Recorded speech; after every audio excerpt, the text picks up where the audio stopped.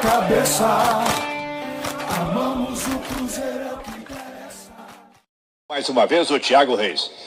Boa noite, Emanuel, ouvintes da Itatiaia. Nesta sexta-feira, 6h13, o Cruzeiro, nesta sexta, marcando a sua retomada das atividades na Toca da Raposa 2. Claro, de forma gradativa, como já havia sido explicado pelo doutor Sérgio Campolina. Hoje, a vez de comissão técnica, a turma do staff do Cruzeiro, né? Ou seja, manutenção, quem vai cuidar dos campos, limpeza, a turma do staff da Toca da Raposa 2, retomando as atividades hoje após a liberação da Prefeitura de Belo Horizonte. Os jogadores são aguardados para o início da próxima semana, também respeitando este protocolo de saúde, também respeitando essa forma gradual no retorno às atividades no Cruzeiro. Mas já é um cenário que vai se abrindo aí para essa retomada do futebol.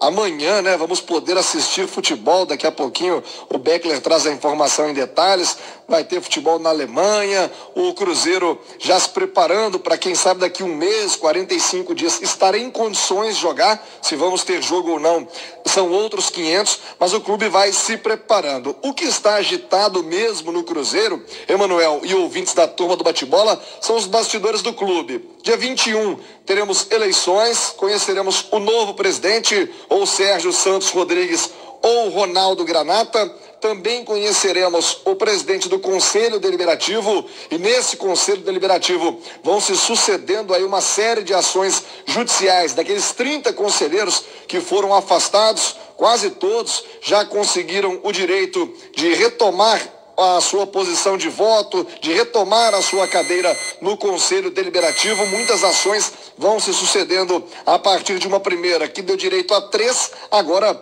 muitos outros já entraram e todos têm conseguido. Inclusive nomes conhecidos, que ficaram muito conhecidos na última gestão, do Gustavo Perrella, filho do Zezé Perrella, o Sérgio Nonato, que foi diretor-geral do clube, enfim, todos eles pleiteando e em grande parte, em grande medida, já recuperando o seu direito a voto. O clube vai trabalhar pensando na comissão eleitoral, colocando esses votos em separados no dia 21 e aí depois computando ou não, conforme decisão judicial, a participação deles, mas certo é que estão ganhando o direito, sim, de poder votar na eleição do dia 21, estes conselheiros. Um outro drama do Cruzeiro é a questão financeira. Manchete da turma do bate-bola: o Cruzeiro está tentando reaver um dinheiro da venda do Arrascaeta. Para o torcedor buscar pela memória, o Cruzeiro vendeu o Arrascaeta ainda no ano passado. Essa venda foi feita em 3 parcelas. 51 milhões de reais, para ser mais preciso, dividido em 3 vezes. A primeira parcela de quase 30 milhões em janeiro do ano passado, a segunda de 10 milhões e meio em junho e a terceira também de 10 milhões em 15 de dezembro. Tanto essa segunda parcela como essa terceira foram bloqueadas da Justiça. Então o Cruzeiro tem aí 20 milhões parados. O que pretende o Cruzeiro? Essa segunda parcela de 15 de junho, ela foi bloqueada pela Fazenda Nacional por impostos não pagos, né? O Cruzeiro inadimplente com a Fazenda. Entendendo o Cruzeiro o momento de pandemia, a situação do país e vendo o dinheiro parado, o Cruzeiro tem 2 meses de salários atrasados e essa dívida na FIFA de 20 milhões para estourar no fim do mês. Tem 10 milhões parados na Justiça, Emanuel. Nesse momento, vale todo tipo de engenharia financeira para tentar tirar a corda do pescoço, não, Emanuel? Muito difícil pegar dinheiro do governo nesse momento. Estou me lembrando aqui do caso do Bernard, que o dinheiro ficou bloqueado e o Atlético teve que botar a maior parte para pagar o Profut. Já pagou até adiantado, mas o dinheiro não voltou. Mas de qualquer maneira, Thiago, vale o esforço.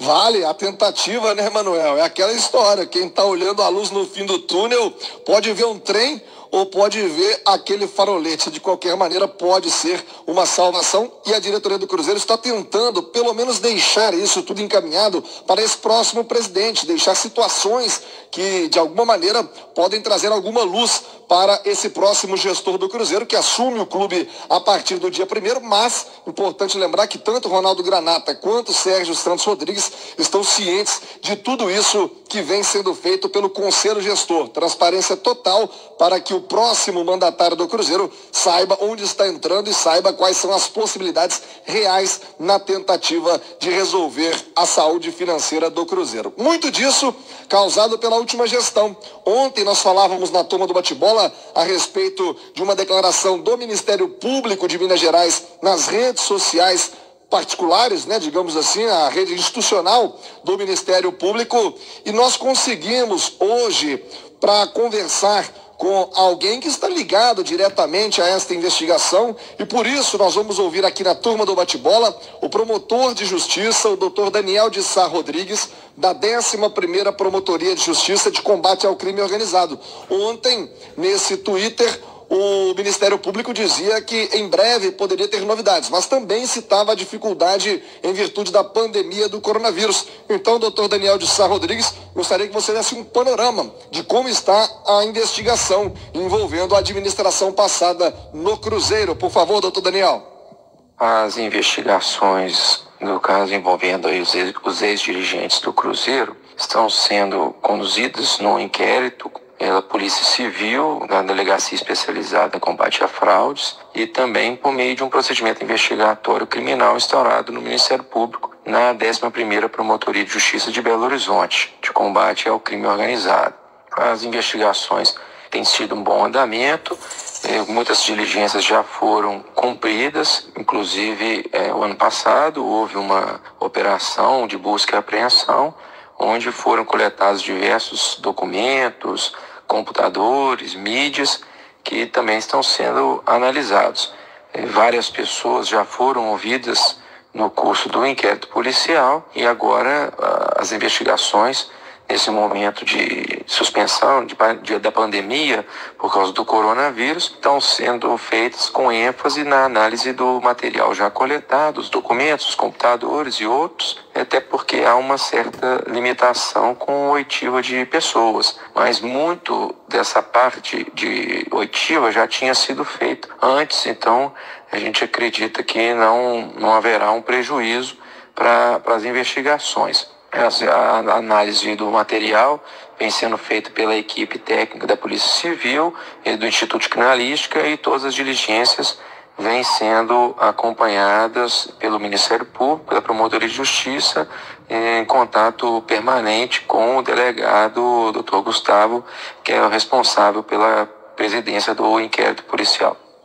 Perfeito. 6h20, obrigado, doutor Daniel Rodrigues, promotor do Ministério Público, que está à frente desta investigação. Aliás, ontem a Itatiaia tem parceria com o jornal Hoje em Dia, nosso Alexandre Simões, companheiro também aqui da Itatiaia, a CROL, que faz a investigação independente interna no Cruzeiro, já também terminou e entregou esse laudo para o Conselho Gestor. Tem também as medidas internas a serem tomadas. Esta medida do Ministério Público, Polícia Civil, claro, são medidas externas do Ministério Público. 6h21, o Léo Figueiredo, o Enderson Moreira começou a traçar o planejamento do elenco para a temporada 2020. Hoje, ele confirmou os atletas que vão participar, daqueles que vinham sendo utilizados das categorias de base, aqueles que permanecerão e os outros que voltarão, então, para o time sub-20. Vão ficar no time profissional do Cruzeiro: Jadson, o volante, o Pedro Bicalho, o meia Marco Antônio e o atacante Thiago. O zagueiro Paulo, o lateral direito Valdir e também os atacantes Caio e Alexandre Jesus retornam para o sub-20. Outros jogadores que estavam emprestados, como o Zé Eduardo, que estava no Vila Nova, fez gols com a camisa do Leão do Bonfim, também não sendo aproveitados. Dessa juventude aí, Léo: Jadson, Pedro Bicalho, Marco Antônio e Thiago. Bons nomes para o Enderson Moreira aproveitar no restante da temporada? Boa noite, Léo. Boa noite, Thiago. São bons nomes, sim. Eu colocaria o Maurício junto com eles também, né? Porque o Maurício já participou antes deles, mas é o melhor de todos, é quem hoje já seria titular no Cruzeiro. mas os volantes, o Pedro Bicalho e o Jadson, mostraram futebol com o Adilson Batista. O Thiago era a opção que o Cruzeiro tinha, ele algumas vezes até pouco jogou, mas quando jogou até com o Marcelo Moreno. E acho que essa é a grande saída para o Cruzeiro, é a grande saída para o futebol brasileiro, mas principalmente para o Cruzeiro, num momento financeiro muito complicado. Você tem que apostar, saber apostar e saber valorizar a sua base.